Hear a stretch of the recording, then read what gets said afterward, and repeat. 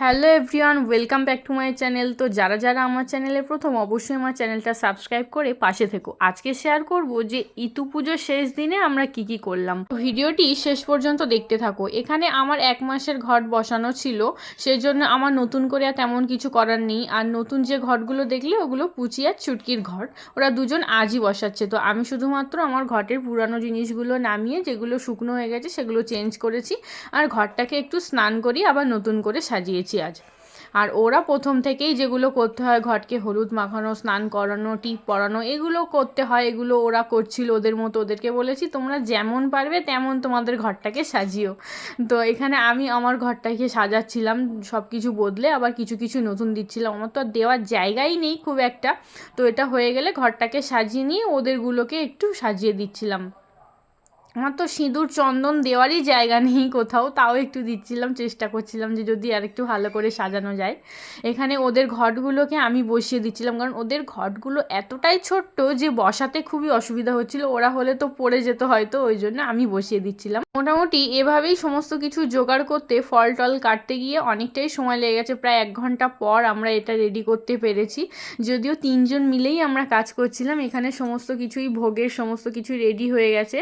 আর যে নতুন চাল, নতুন গুড়ের পিঠে হবে, সেটা করতেই আমাদের অনেকটা সময় লেগেছে। চালের গুঁড়ো জোগাড় হয়নি বলে ওই ধান থেকে চাল বের করে সেটাকে গুঁড়ো করে তারপর তো ব্যবহার করার জন্য উপযোগী করে নেওয়া হয়েছে। এর জন্য এতটাই দেরি হয়ে গেছে আমাদের গোছাতে। তো প্রায় রেডি, সব কিছুই রেডি। ওদের ঘরগুলো সাজিয়ে দিয়েছি।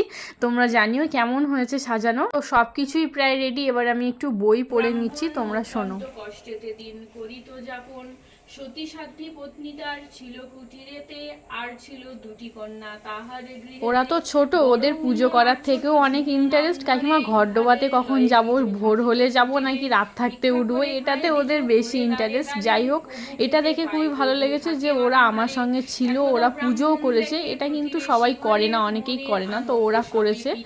ওরা কিন্তু খুব ভালো, আর সারাদিন আমাকে হেল্পও করেছে। তবে খুব খিদে পেয়েছিল, আমি খেতে দিইনি, একটুখানি বলেছিলাম যে যদি খুব খিদে পায় তোমরা বাতাসার জল করে খাও।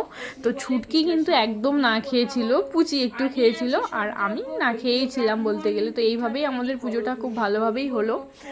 তো পুজো পাঁচালি কথা কমপ্লিট করার পর আমরা ওখানে ওই পিঠেটা বানাচ্ছিলাম। এটা সেই তেলে ভাজা পিঠে বা অন্য কিছু নয়, নতুন গুড় আর নতুন চালটা দুধ দিয়ে মিক্সড করে একটু পিঠের শেপে দিয়ে নিতে হবে। আর তারপর ওটাকে ওই দাঁত না ঠেকিয়ে একটুখানি এঁটো করতে হবে, করে নিয়ে ওটাকে মাথায় করে জলে দিয়ে আসতে হবে। এটা না আমরা সেই ছোটো থেকে করে আসছি।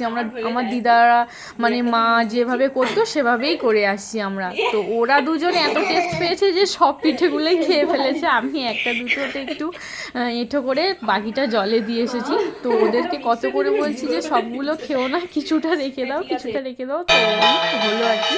শেষমেশ সেখানে আমাদের প্রায় পুজো শেষের পথে, আমি আরতি করছিলাম। তো ওরা পাশেই ছিল আমার। ওইখানে আরতি করার পর আর কিছু রিচুয়ালস বাকি ছিল, সেগুলো শেয়ার করছি।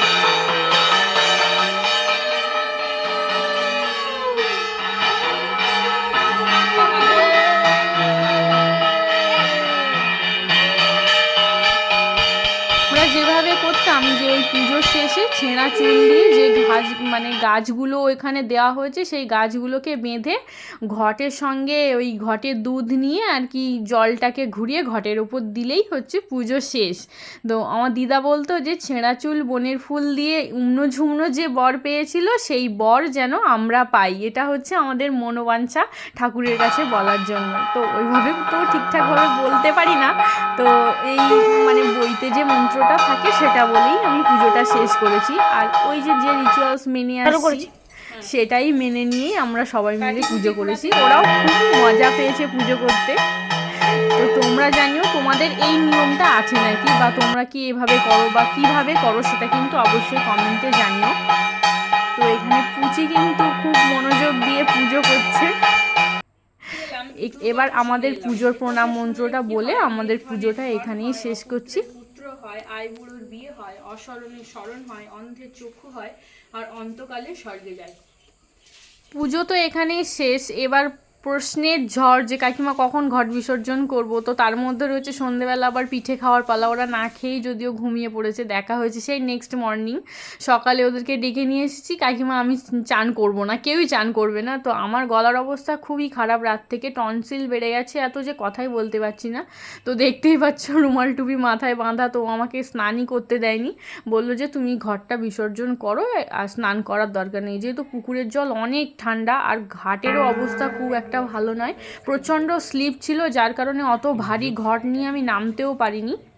তাই জন্যে ঘাটের ধারেই আমি ঘরটাকে ডুবিয়ে দিয়েছি। আর সবশেষে সূর্য ঠাকুরকে দর্শন করে প্রণাম করে তবেই বাড়িতে এসেছি। তো আমার এই ভিডিওটি তোমাদের কেমন লেগেছে অবশ্যই জানিও। আর হ্যাঁ, আমার চ্যানেলটি সাবস্ক্রাইব করে লাইক কমেন্ট শেয়ার করে অবশ্যই পাশে থেকে